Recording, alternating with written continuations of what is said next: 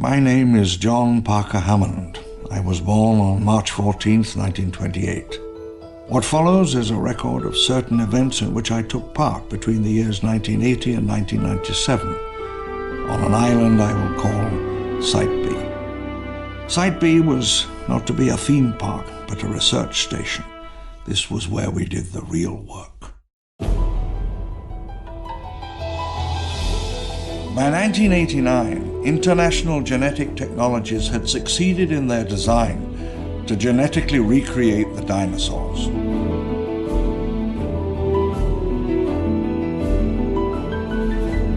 It was an unprecedented accomplishment, the pinnacle of 20th century science, a work to rank with the achievements of Galileo or Einstein.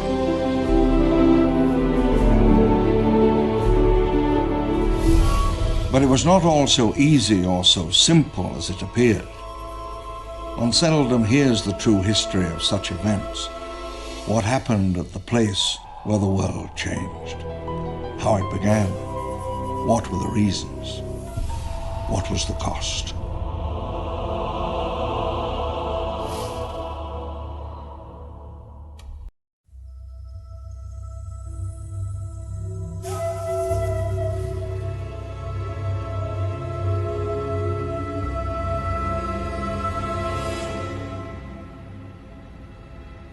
A Nobel Prize or a financial empire waits somewhere in a darkened room, in a dirty, derelict building, somewhere in the Pacific.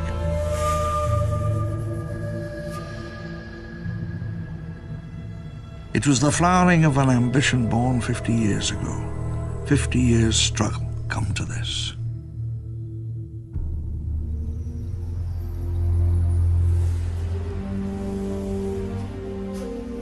When I was little, I dreamed of a time when the entire world was covered by an ancient forest. Great hunters stalked in the cool darkness, among silent, huge columnar trees, oaks and sequoias.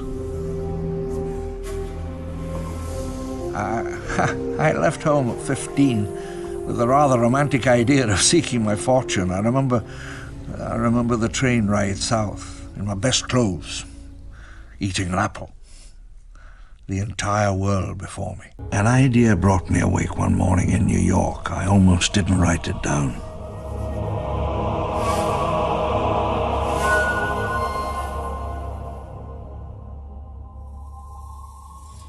What if a mosquito sucked the blood of a dinosaur 100 million years ago? The insect is then covered in tree sap, which, over the millennia, becomes amber. The insect is preserved perfectly.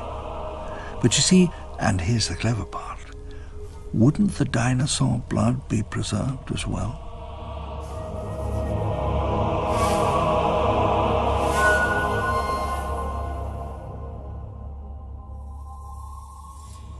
The blood holds DNA, a tiny spiral of genetic code. Abracadabra.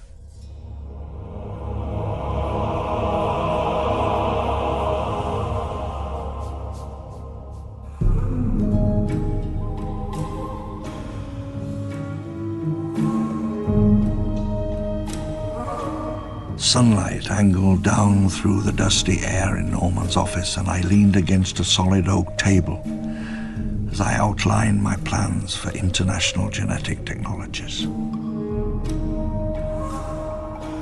The first task was genetic recovery, acquiring Jurassic or Cretaceous amber, extracting preserved DNA, and reassembling the complete sequences.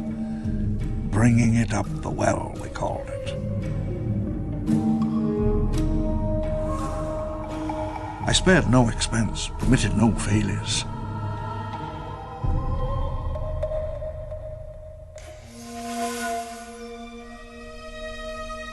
If we succeeded, the InGen technology would be historic.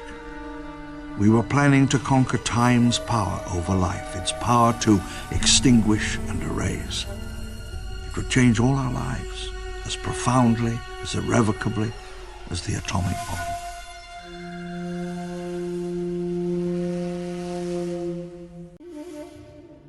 Isla Sorna.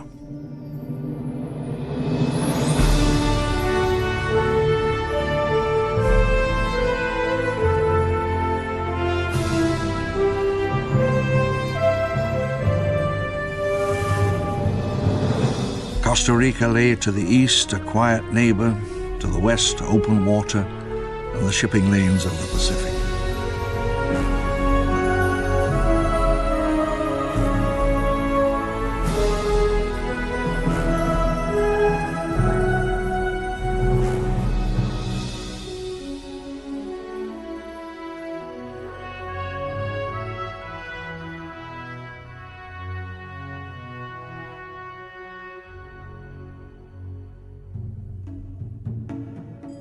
In 1981, I stumbled out of the helicopter, already beginning to sweat, and looked around at the lush forest, the wet leaves.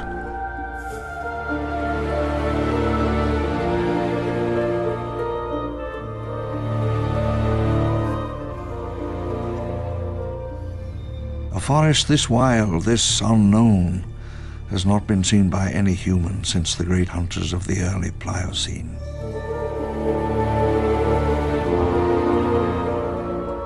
The forest smelled of wet leaves, damp earth, rotting wood.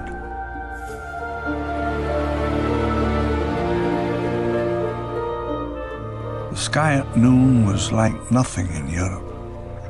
Hot, tropical, and new world.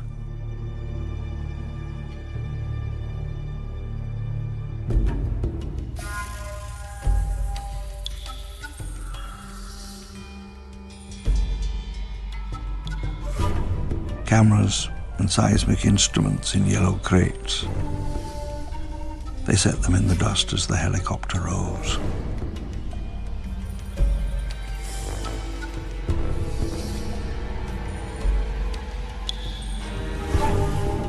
A few weeks after we landed, we went to the summit to put up a crude satellite link.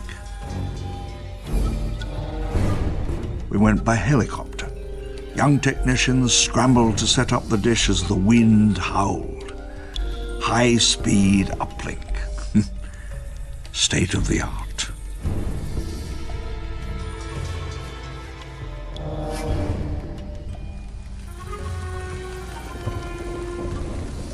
In May, the rains came. The smell of the jungle was everywhere. The jungle canopy hung over us. There was an utter silence. Far away, I could hear a jeep engine idling.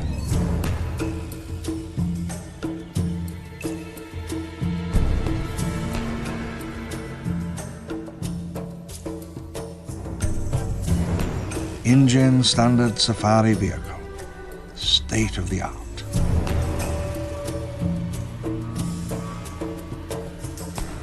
As I journeyed south along the coast, the air grew moist and heavy. Metal and concrete lay rotting in the sun and the rain.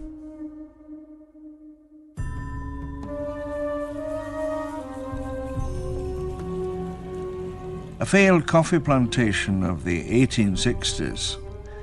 Fields were marked out by stone walls. And to the west, the ruins of the plantation house still stand.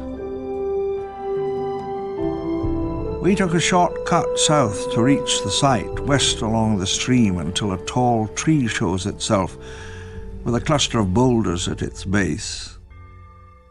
Then walk northward until the path appears.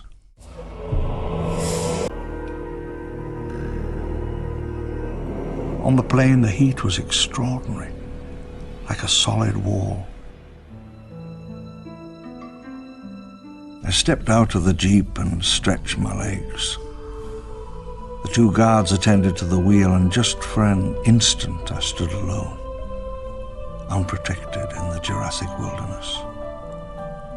I felt the air currents around me, heard a single tree rustle.